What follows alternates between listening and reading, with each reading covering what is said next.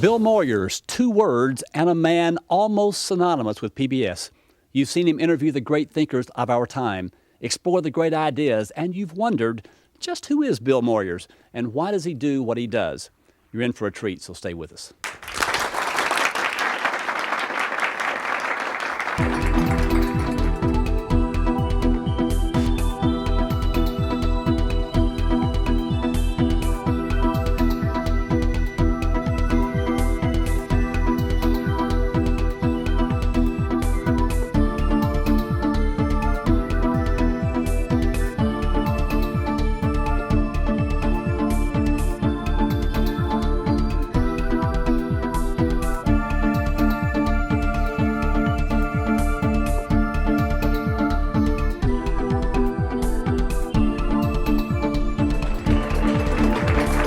Bill Moyers has been in broadcasting for 25 years and has won dozens of awards, including over 30 Emmys. You've seen him on CBS and PBS, and you've enjoyed his series on politics, education, and the power of myth with Joseph Cambell. His most recent television project is Genesis, a living conversation. The president of Columbia University called him, and I quote, a unique voice, still seeking new frontiers in television, daring to assume that viewing audiences are willing to think and learn. Bill, welcome to the program. My pleasure, Dennis. The question is, are audiences still willing to think and learn? Well, there are always exceptions. There's a little town between Dallas and Waco called, I pronounced it Italy. I think the residents pronounce it Itali. And there used to be a sign out there when I drive down to the University of Texas, where I went to the last 2 years of college, and it said, Italy, Texas, home of 600 wonderful people and 3 old grouches. There are always exceptions, but I think, yes, on the whole, people are willing to learn. I think for most people, life is a continuing course in adult education, and they learn it where they are, and if they have the opportunities, they learn it well, and if they don't have the opportunities, they pick it up as best they can. I was, when I came to Dallas, staying over at the Grand Kempinski Hotel, I went in to have a sandwich one morning, early, 11 o'clock, 11:30, and I was taken aback by one of the waiters who came over and said, introduced himself and said, Mr. Moyers, I watched public broadcasting, I've watched what you've done, and he mentioned different shows that I've done and others done, and what he was saying to me was that the Channel 13, Channel 2, public broadcasting in the North Texas area is his classroom. He makes minimum wages. He can't afford to go to night school. He can't afford to go to even to community college. So public broadcasting is the avenue for him. You've seen that happen. You've been with people in settings on the street, airports. People come up to you. People that you wouldn't normally think of as intellectuals, but people who, regardless of what they do, are actively thinking all the time. And I guess the question that person might want to know is, why do you do what you do? Why do you try to make these things happen? I mean, you've visited with all these thinkers. What are you trying to accomplish?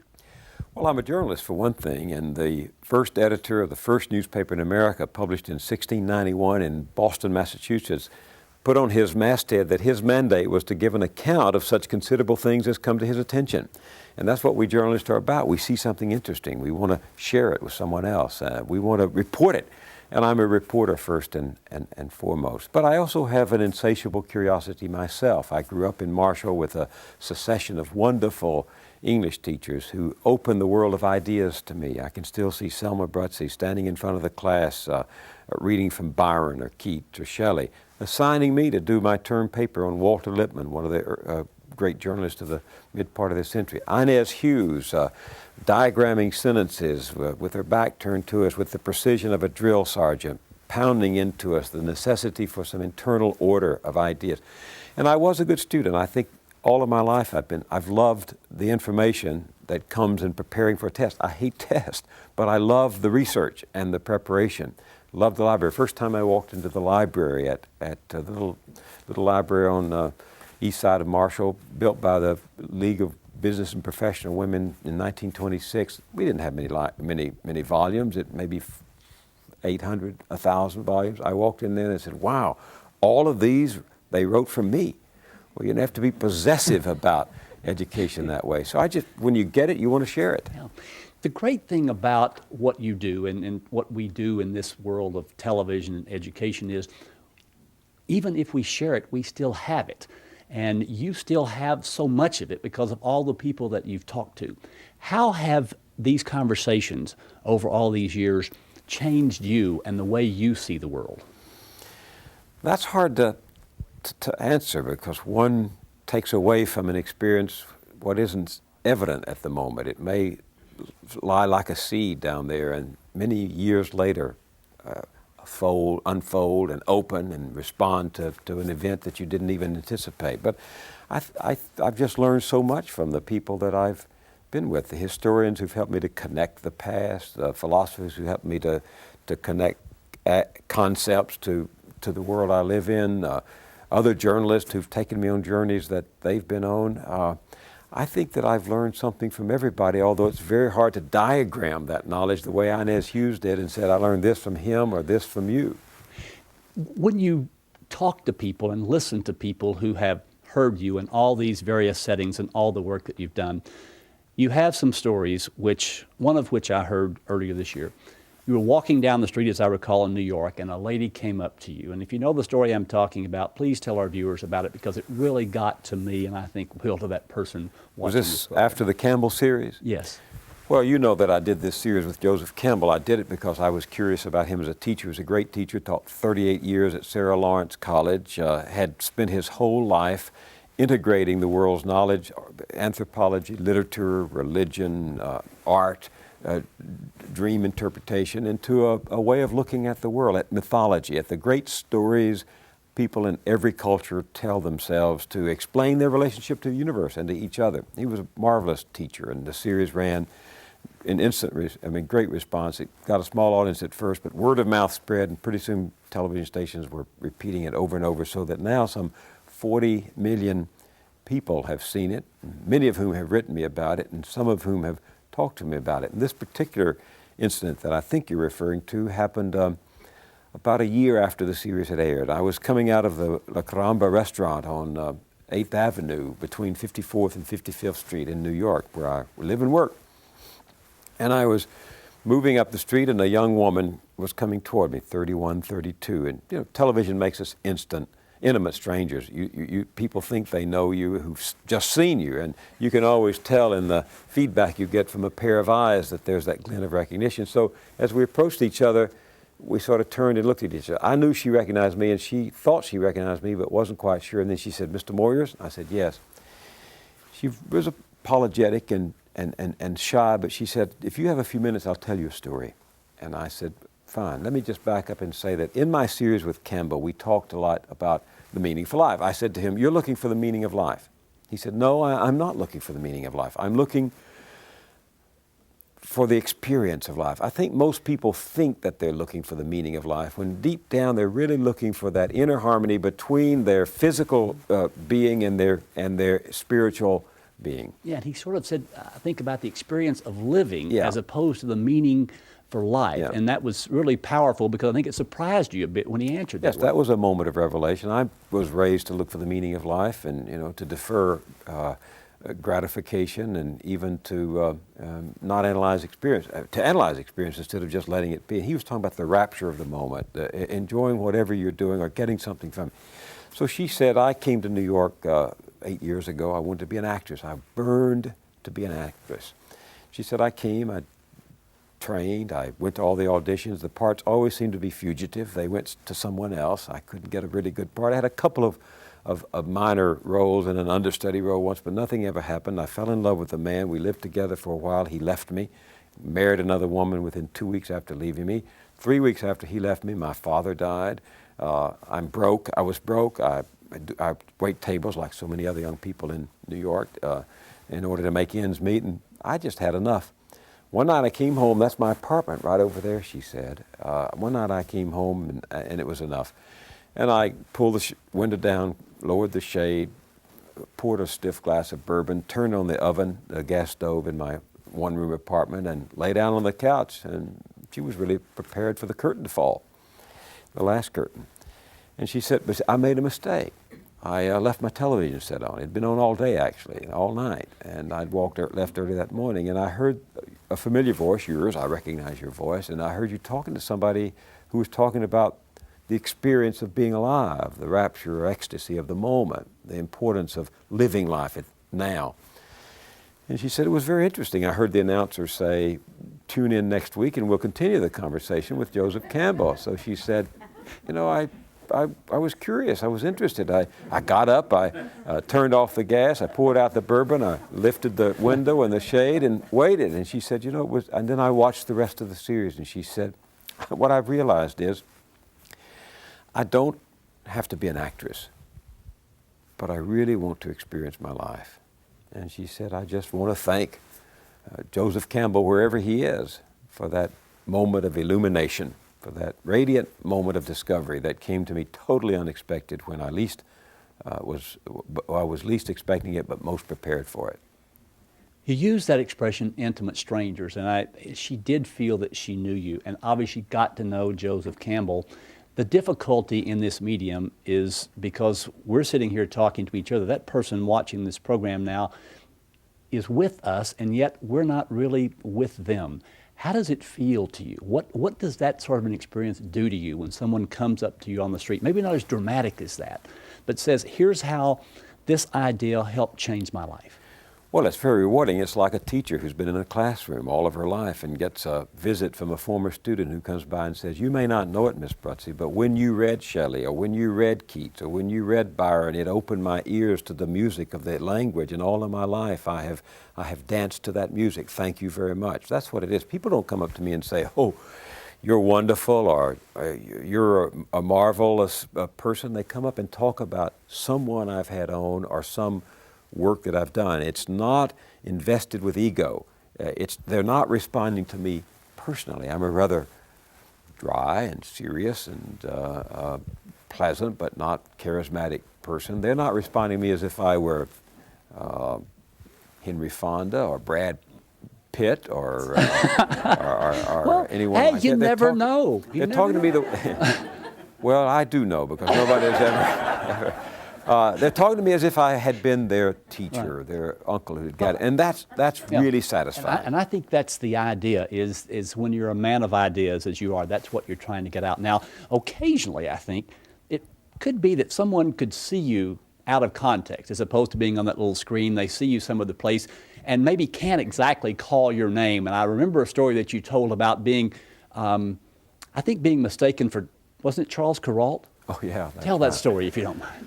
Well, it happens all the time. My wife and I were out walking on West 75th Street this summer in New York, where we live and where my office is, and I noticed about 3/4 of the way down the block a lady engaged in intense conversation with her neighbor. So that came as she looked up, that instant but faint glimpse of recognition. Who is that? I recognize that person. I got about 5 feet from her, and still looking at me, she stopped a conversation with her neighbor, and she said, do you know who you are? I started to say something, and my wife spoke up and said, he's 60 years old and he still doesn't know. But anyway, the story you're talking about is I've flown to Shreveport, Louisiana, which is the airport nearest Marshall, Texas, where I was coming to see my parents. And a lady came up to me and said, oh, I just love your work, Mr. Kuralt. She said, but you look different in person from the way you do on television. And I said, yes, ma'am, on television I'm balder and fatter. And she said, oh, that's all right, I love you both ways. And the point of it is so much for notoriety. Yeah. I mean, fame on television is so fleeting that if you sit comfortably on it, it's like sitting on a cloud. You go right through the bottom. Let me take you back to some of your earlier days in Texas, and that viewer probably knows that you were going to school up at North Texas, which is in Denton, just north of here, ended up at the University of Texas. And then you had an encounter before you really got to be a journalist with a couple of presidents. One of them was named John Kennedy, the other one Lyndon Johnson. Tell us a bit about those encounters and how that helped shape you in this world of ideas that you've been involved in. Well, both men drew me into a much larger world than I had been occupying. I mean, the world of government, the world of Washington was a world stage, and I had been a student in Texas all of my life, 1 year at the University of Edinburgh in Scotland for graduate work, but I had been living, like most of us, in a rather confined and parochial world, and as coincidence and circumstance would have it, I wound up through no daring do on my part working for two dynamic presidents. John Kennedy, I knew nothing at the time of all the stories that came out subsequent about his private life, and I don't guess it would have mattered to me very much at that time that I didn't know it, but because he had a way when he spoke of making me think. I remember standing out on the Capitol grounds on that icy January morning when he gave his inaugural address. Ask not what your country can do for you, but ask what you can do for your country. John Kennedy had a way of making me think I could do more than I thought I myself could do, and of making me want to do more than I felt competent to do. He brought out something in a lot of people that caused us to reach, that enlarged our grasp, enlarged our reach, if not our grasp. And it was in no small part because of him that I wanted to be involved in helping to organize the Peace Corps. I persuaded him and LBJ to let me go. I was the liaison between their two campaigns and connected to both of them. I had a way of talking both to the Irish in Boston and the Texans in Austin, and I had a small but interesting role there. And I went to the Peace Corps. And the Peace Corps, of course, for 3 years, the best 3 years of my life. I helped organize it. I saw Congress. Sergeant Shriver and I called on every member of Congress, 435 members of the House and 100 members of the Senate, to persuade them that they should back this idea. And then I spent 3 years negotiating agreements with governments around the country, recruiting volunteers, promoting the Peace Corps. It was just a liberating experience. Then, of course, I wound up, because of the assassination, John Kennedy had called me and asked me to come to Texas. He said I had sent an Italian advance man from Massachusetts down to Texas, and he can't tell the difference between a Connolly and a Yarborough. And that's quite a difference. For the person watching this show who didn't know either one of them, there's quite a difference. Sort of like the difference between Clinton and a Gingrich. Yes. In spite of the fact that at that time they were both still Democrats. Yeah, that's right. Yes. And the Kennedy camp knew, and President Kennedy knew, that I had a way of talking to both camps. And so he said, go down to Texas and just hold everybody's hand until I leave town. And I said, I really can't do that, Mr. President.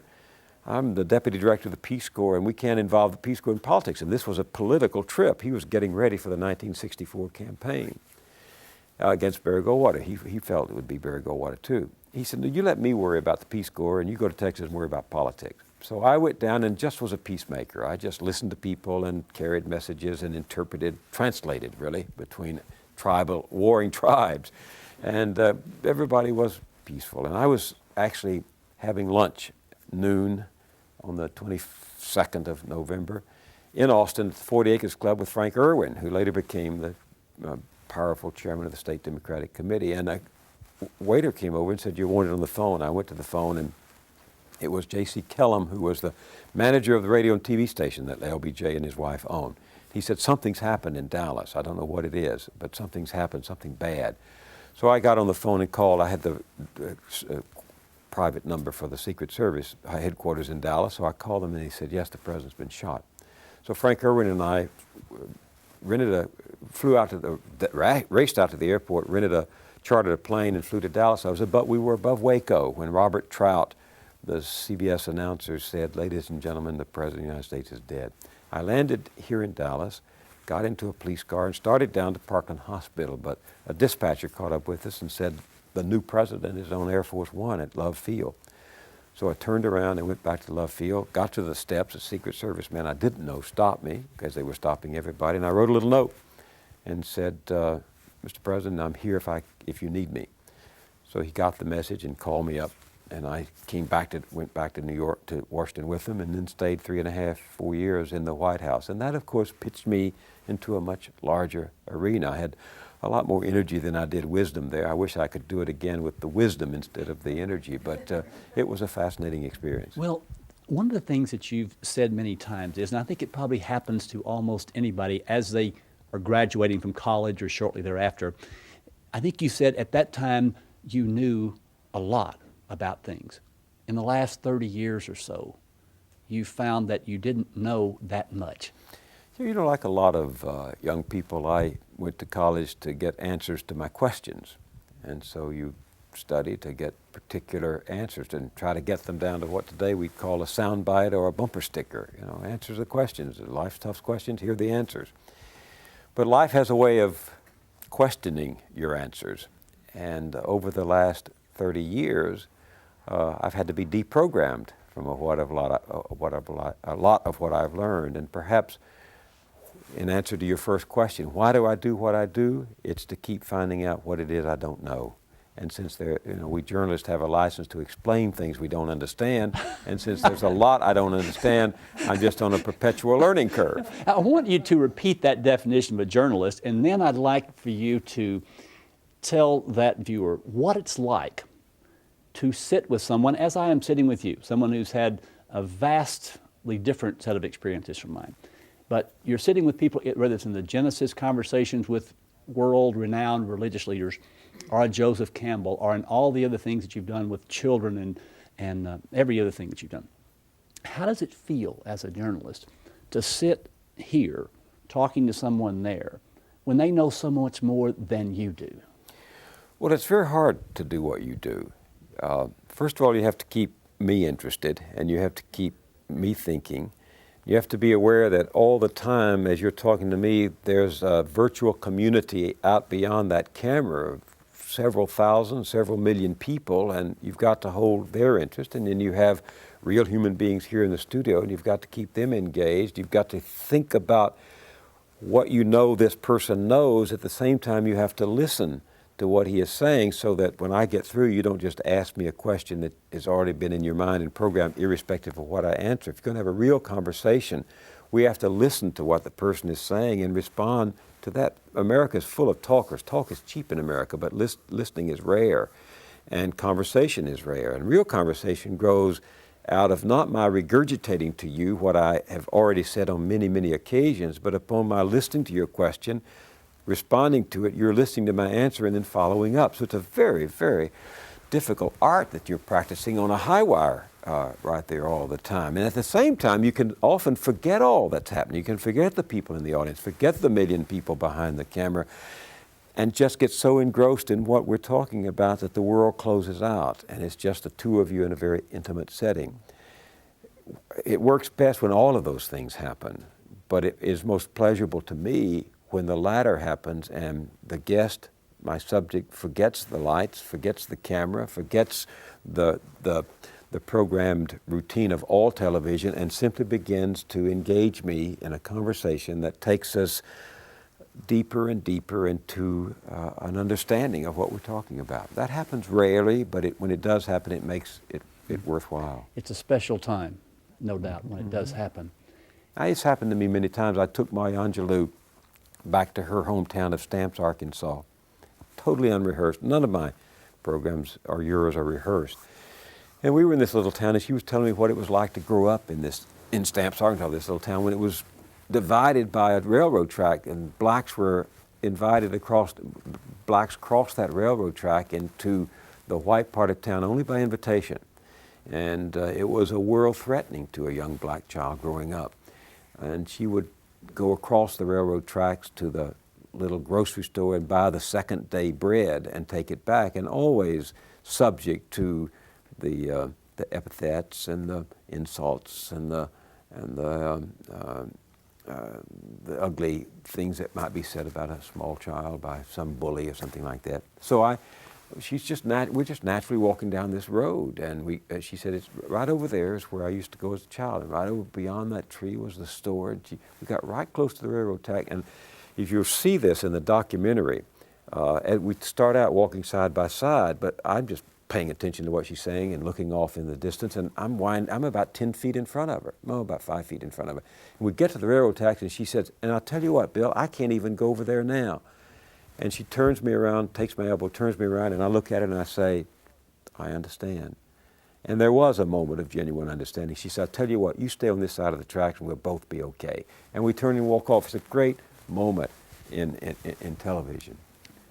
Those moments are ones that you cherish, ones that keep coming back to you. And perhaps one of the moments, or series of moments, that I remember most is the series of conversations that you had with Mortimer Adler. Yeah. And you also walked with him. You talked about some of the great ideas. And I guess the question that I'd like to pose to you now is this: of all those ideas, not just his, all the ideas that you've listened to over this time, are there one or two that stick out in your mind that have made such an impact on you that you feel compelled to talk about it, or at least it has helped change you in some way?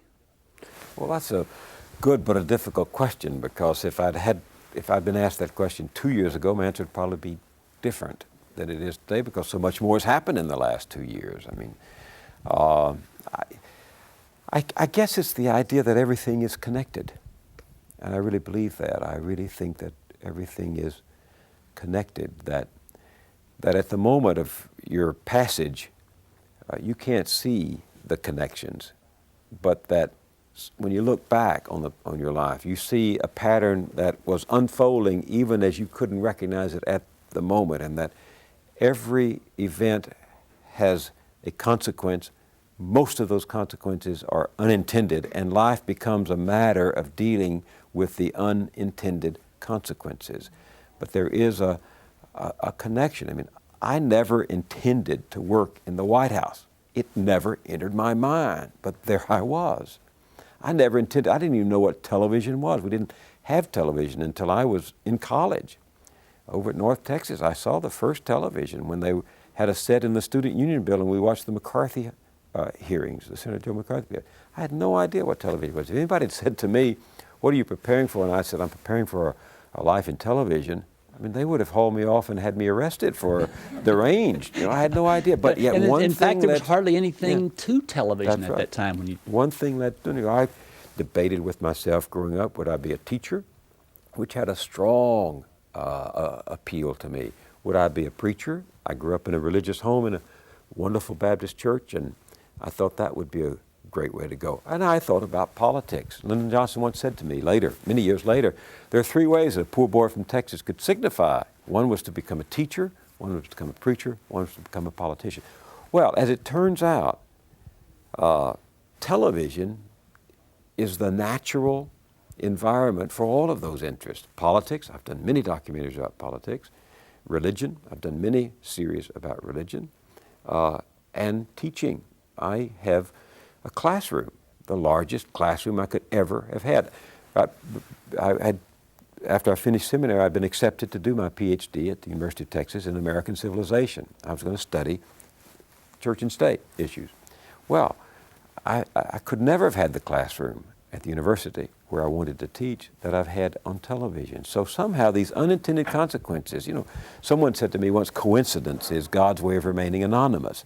And I think there's some truth to that. And I also think there's some truth to the notion that you are drawn irresistibly toward your innermost reality, toward your innermost yearning, and that the lucky among us, few though we are, find that yearning and that reality unfolding in our response to the unintended consequences. A couple of years ago, you had a health problem, which you still have to take a little bit of care about. But about a year before that, you came to Dallas, you spoke at the Tate Lecture Series at SMU. Oh, yes. One of the things you said there, if I could paraphrase it a bit, you said that in your life, you still vacillate between trying to make a difference in the world, to try to change things, and yet another part of you pulls you, I think you used the word, into the snuggeries of self and home and family. How do you resolve those two things, and do you still vacillate? Well, I'm still drawn, yes, torn between the desire to lead a quiet and personal life and read all those books that keep piling up, or now watch all those cassettes that keep piling up, and the desire to be out in the world like this and listening and learning and creating programs. I think that's, it's a fortunate ambivalence in which to be caught, because most people don't have such options. But there are moments when I'm on the road, or as much as I'm enjoying something, when I really wish that I had my music on at home or was sitting in front of the fire and reading. So yes, The harder than not having any choices is having too many choices, because you always want, it's like that yellow, what was the poem Robert Frost wrote? Two roads diverged in the yellow wood, and I, not knowing, took one. And took the one least traveled. Yes. I went, when I was, many years ago, I made my first visit to the cathedral at Chartres. Have you been there? Yes, I have. Magnificent Fabulous Gothic place. street that just sort of pulls you out and focuses you on the glass, the blue, right? the windows, and then something else got in hold of you, though. What was and it? you pay your 6 francs to join the tour, and you walk around it with a little knot of people, and the tour guide is talking about this and talking about that. But I have always, in those places, broken off from the tour. I've gone off on my own. I guess that's why I'm a journalist. What is not being told to me that I am curious about? So I rounded the corner near the nave, and I came upon this sculpture. It was so stunning, it stopped me in my tracks. The artist depicts Adam, the first human, neither male nor female. There's no masculine or feminine form to the figure. Depicts Adam emerging as an idea from the side of God's head. God is literally thinking us, in the artist's imagination, thinking us into existence. And I remember standing there. It was a seminal moment for me. I'd grown up comfortable in my little church, and where we had a theology that fit life's needs, and the Bible had the answers. I remember standing there thinking, well, yeah, that's right. If we are in fact endowed in the image of the Creator, gifted with this incredible faculty for thought and reason and imagination, then we are destined, inevitably by our nature, the very reason water runs downhill, we are invested to debate the meaning of life, to argue with each other about what it all means, and to challenge not only the text, but God.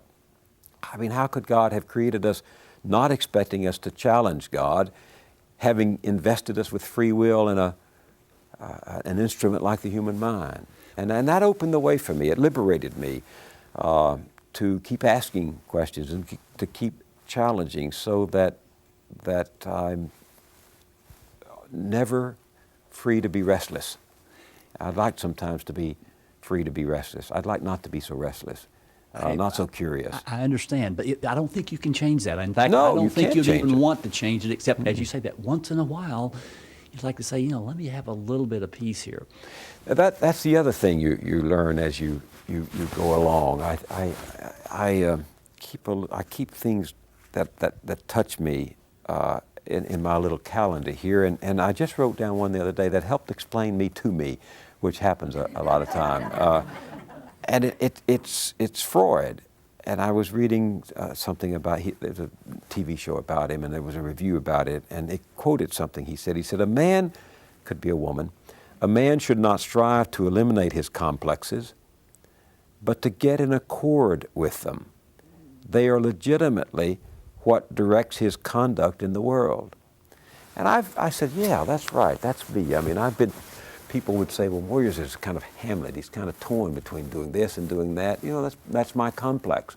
Okay, that's all right. I guess the other idea that has impressed me a lot is the idea of coming to terms with yourself, of accepting that you will never know or never be all that you might have been or might have known, and that's all right. Accepting the contradictions and the mysteries of your own being is necessary to try to wrestle with the contradictions and the mysteries of God. Well, and you've gotten involved so much in myths, and we sort of call this program The Man and His Myths, and the series with Joseph Cambell, of course, and in this series, the book that I'm holding here, Genesis, is the one that you've worked on most recently. Because of your background, you went to seminary school, as most people know.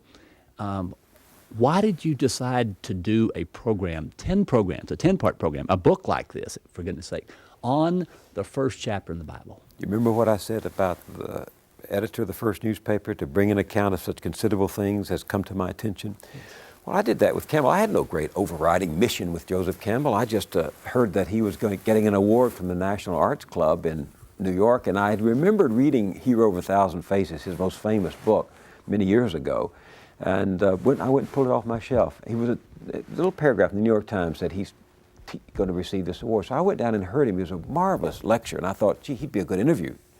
And out of that came the Cambell series. Genesis was not an original idea of mine. I don't mean the book. I didn't write the book, but in fact, I've always wanted to produce a book whose jacket would read, between these covers is an earthy saga of violence, murder, jealousy, betrayal, envy, lust, and talking snakes. But Mother wouldn't let me, and God got there first, and all I did was to make a television series based on the book. Yeah. Right. Anyway, again, I read in the paper a story of a reporter who'd been there before me talking about a Genesis seminar being conducted at the Jewish Theological Seminary in New York, not far from where I live. It said this is the best conversation in New York. So I thought, well, I love the world of ideas. I'm a journalist covering ideas. My beat is ideas, the way some reporters cover the courthouse. So I called up the rabbi and said, could I come and sit in? He said, yes, come ahead. I went up. Rabbi Burton Visovsky, he's in all 10 of the programs. You'll read him in the book. He had started this seminar 4 or 5 years before out of a conviction that many Christians and many Jews were neglecting the masterwork of their faith, the Bible. And he also thought that the Bible truly comes alive when we talk about it and discuss it together. Sure, you can get something out of reading it alone, but when people talk about it, sharing their responses to it, talking about their different stories, another voice enters the room, the voice of the book. A third voice, a fifth voice if there are 4 of you, a 10th voice if there are 9 of you. The book has a voice. And so he brought together novelists, playwrights, poets, ordinary laity, biblical scholars, both Christians and Jews. And they were working their way word by word. They would sometimes spend a whole 3-hour evening on one word in the Hebrew text. Story by story. They were going right through the Bible. And it was fascinating. There was a moment I was sitting there and they're talking about the call of Abraham. God summons Abraham and says, go to Canaan and I'll make you the father of a great nation. And Max Apple, the novelist who teaches at Rice University in Houston, Max Apple spoke up and said, I wouldn't have written it that way. Well, they reacted the way our folks here are reacting. Of course. And Max Apple was a little sheepishly said, no. He said, to know the reward before you leave is no test of faith. And as Bert Visovsky later said to me, this was not only a valuable commentary on the text, but it was also a liberating moment for the participants because they felt freed to approach the text from their own experience and to challenge the text. And that's really the way, as I said earlier about the experience at Charlotte, that I think God wants us to approach these texts. One of the things that I like about what you did with the book is that you actually came out with a guide as well, a guide that says, let's put this together in some way, shape, or form, and let's talk to people about it. Let's get groups together to talk about the issues that are going on. Do you think possibly that people will actually get together in small groups, in their living room, as an example, and talk about these issues, look at them in a different way, and explore these things back and forth as you had a chance to do? They have. We put together our own seminar for the PBS series after I'd been up to the Jewish Theological Seminary. We got 8 people to come together from different faiths and persuasions and talk. We recorded. That was the series that we put on the air. At the same time, my wife Judith, who is from Dallas, an educator, now my partner, was responsible for an enormous outreach. We went out to over 100 different groups and said, what happens on television mustn't end when the television program is over. We want people to enjoy this discussion. You know, when I was growing up in East Texas, Baptists talked about the Bible with other Baptists, Methodists with other Methodists, Presbyterians with other Presbyterians, but never the twain met. I grew up in a town 50% white, 50% black, but the black Christians and the white Christians never got together to talk about their different perceptions of the Bible. So we went out with 100 organizations and said to people all over the country, start a discussion group. We published a little resource guide that goes with the companion book, and we said, don't just do it with people who are like you, of the same faith, the same stripe, the same color, the same ethnicity. Get different people together.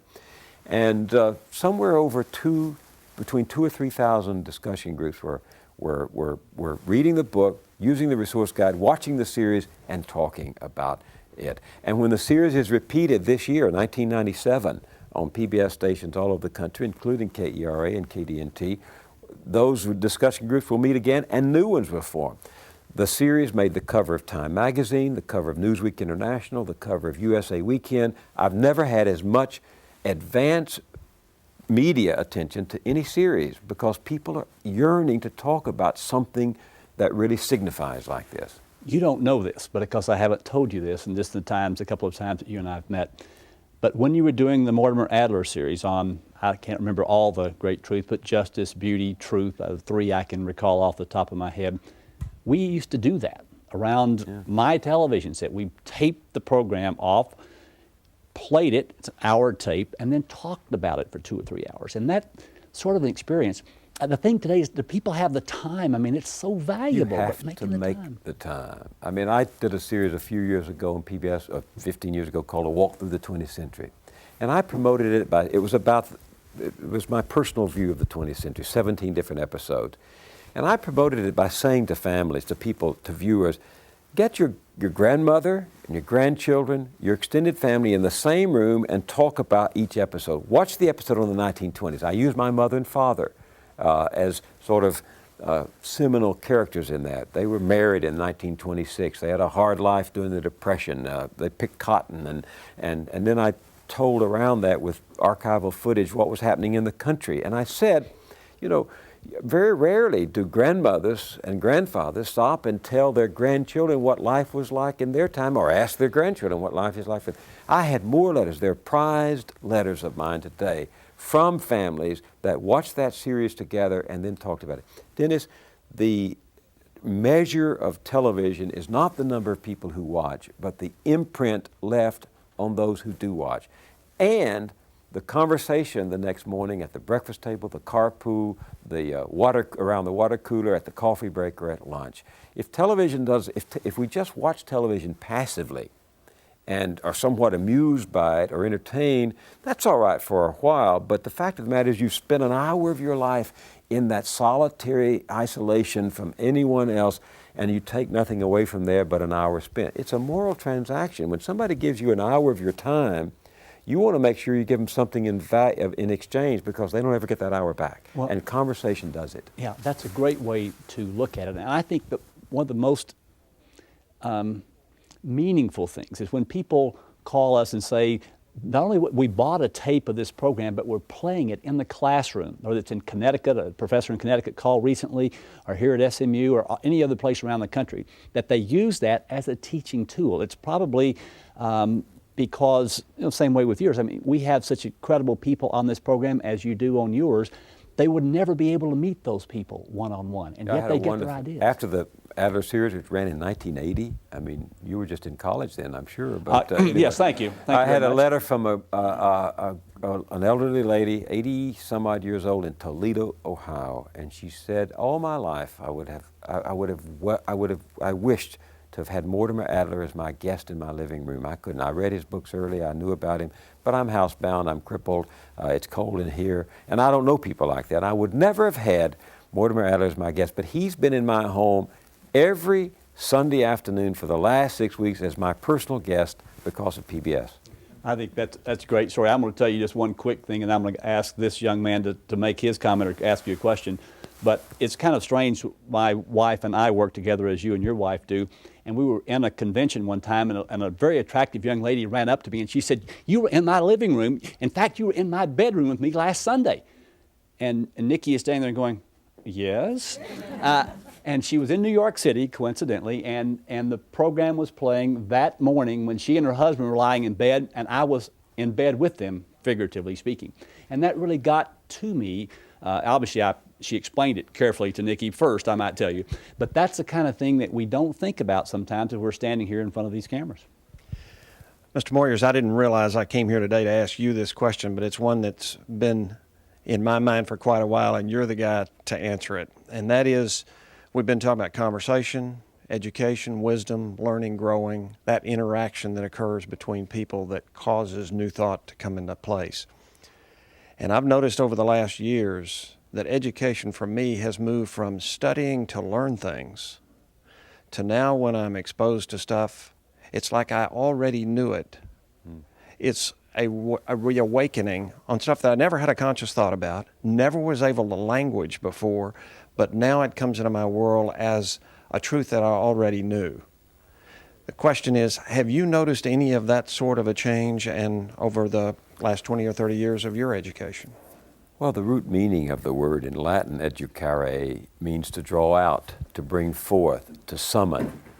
And education is a summoning of what is inherent often. It's not just pumping information and knowledge into a brain. It's helping the person to use that inner faculty that we come equipped with, like our intelligence. And if you also accept the whole connectedness of the DNA concept, that so much is transmitted in that microscopic organism that becomes the new life, that it's there and unfolds. I mean, it's interesting that with my children, when they were 4 or 5 years old, we had 3 children, and one of them would do something at the table, reach over and get the last piece of watermelon, and the other one would say, "That's not fair."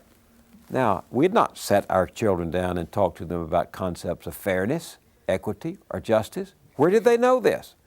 I mean, it was there. The situation drew it out of them, this inherent awareness that something was not fair.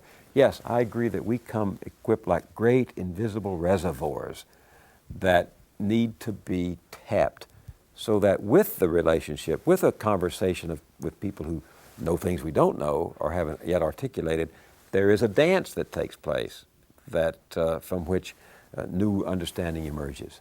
Thanks. Mr. Moyers, there's a portion of Genesis that I've always found curious and particularly telling, and that's after Adam and Eve have eaten of the tree of knowledge, and the serpent and God are having a conversation. He says, now I must basically kick them out of the garden, because if not, they'll eat of the tree of life and be as gods, be like us as gods. And I find that a curious passage. And how do the different authors deal with that? Well, we have quite a spirited discussion about that in the television show and in the book, which is 4 times the amount of information in the television show, because we taped 4 or 5 hours for every session, edited it down for television. I put all the discussion in the book, and there are various interpretations of that. That's the great, and one interpretation is just as valid as the other if it's reasonable and grounded. And there are various interpretations of that. I've always felt considerable sympathy for Eve. I think Eve got a bum rap. She looked at that piece of fruit, presumably an apple, possibly an apple, and God had said, if you eat it, you'll become like us, gods. Who's the us, for example? We don't really know who the us is referred to in the text. But so the fruit had knowledge, offered knowledge. It clearly was attractive, beautiful, so it offered beauty. And it was delicious to eat, apparently, so it offered pleasure. And so all Eve wanted was pleasure, knowledge, and beauty. What's wrong with that?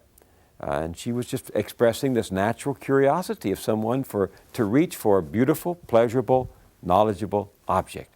And for that, she gets kicked out and according to the story, punished with the labor of childbirth ever thereafter. I mean, these stories have been the source of a lot of mischief as well as the source of a lot of illumination. I don't know what it really means. Maybe it says something about boundaries, that you can want too much pleasure, too much knowledge, too much beauty, or you can overreach in striving for them and meet a catastrophe. But I don't know. People think that because I have all these people on, I know the Bible. I mean, I'm a journalist. It's because I don't know answers to questions like that I do what I do. They think that I know everything about mythology because I interviewed one of the country's leading mythologists. I don't. I'm a facilitator, and I have to really resist people who want me to become their authority. Yeah, and sometimes the best you can do is to try to somehow explain what somebody else said about that as best you can recall it. You know, when I was growing up, I almost ruined my voice trying to imitate the cry of Tarzan as he swung on that vine from one tree to another to the rescue of his distressed mate, Jane, hollering bloody murder all the time. You remember that cry. Well, what did we learn a few years ago? That Johnny Weissmuller and Buster Crabbe didn't make that noise. It was a recording of three men, a baritone, a tenor, and a hog caller from Arkansas. Now, what's the point? The point is the world is hard on believers. It really is. And my life has been spent coping with the fact that the world didn't fit the way at 12 or 18 or 24 I thought it was. This world is hard on believers. Two things. One, what, if any, background did you ever have in economics as you were preparing for yourself as a journalist? That's one of the things that I see a lot of journalists who didn't do a lot of. From your perspective, did you do a lot of economics, or have you since? I've done some, always with trepidation, because it strikes one as an arcane field, and it's long been, like the Bible, kept to the preserve of the experts, so that you have to feel you have to go into some temple, Federal Reserve temple, and talk to the oracles about the economics. And it's true that it is somewhat arcane, but yet I guess the only economics I learned was in trying to make a living and save my money and buy a house and pay the mortgage and balance my account and realize if I saved and invested here, I got this much back. If I saved and invested there, I got this much back. If I saved and speculated, I almost got nothing back. And it's a matter of learning, trial and error. I think the experts tend to make all of these subjects esoteric for the general public, when really basic common sense about economics is the best approach for a good journalist to take. My friend, economics professor Steve Pavich, defines economics as the study of human behavior in a world of scarcity. Now, you have seen human behavior, the good, the bad, and sometimes the ugly. You have, I think, in the short time we have left, some opinions about individualism versus more of a community. Talk to us about that. Well, let me just say, for one thing, my best lesson in economics came from my 16-year-old son, who asked me for an increase in his allowance. And I said, Cope, don't you know there are some things in this world more important than money? He said, yes, Dad, but it takes money to date them. That was the best lesson that I had in economics. Dennis, generalizations I find generally wrong. And it's a mistake to draw generalizations about individual human beings. I find some human beings, individual human beings, absolutely a delight. And I find some so insufferable that I have to maintain my best Southern courtesy in order to tolerate them. I mean, I do that. But I do think there's something incredibly wondrous about each of us. Troubling, but wondrous too, our capacity to imagine, our capacity for love, our capacity, although not altogether ever realized, for intimacy. That's so many, we pass through so many experiences in that we connect with so many people. I mean, there's just something incredibly stunning about the human persona and the human personality.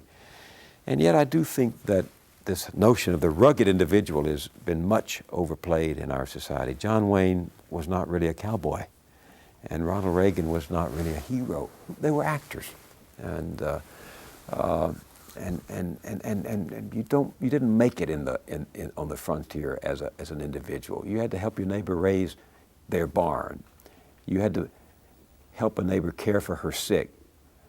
My father, before he died, we sat on the porch in Marshall, Texas, and he talked about how when that great plague came through North Texas and southern Oklahoma in the 16 and 18, he lost his father. Neighbors washed the body. Neighbors dug the grave. And neighbors helped bury my grandfather. And my father, even up until almost the end of his life, and the members of the Central Baptist Church would sit up all night beside the corpse of a church member who had died at the funeral home there. And I said to him one time, why did you do that? You had to get up the next morning, 6 o'clock, and drive a truck all day. I would often hear my father come in from the funeral home where he had been in attendance of the corpse at 5 or 5:30 in the morning, take a bath, get up, and then get up and drive off and go to drive. Why did you do that? He said. I said. And he said, well, he looked at me as if I were naive, silly. He said, it's just the thing we did. The thing we did.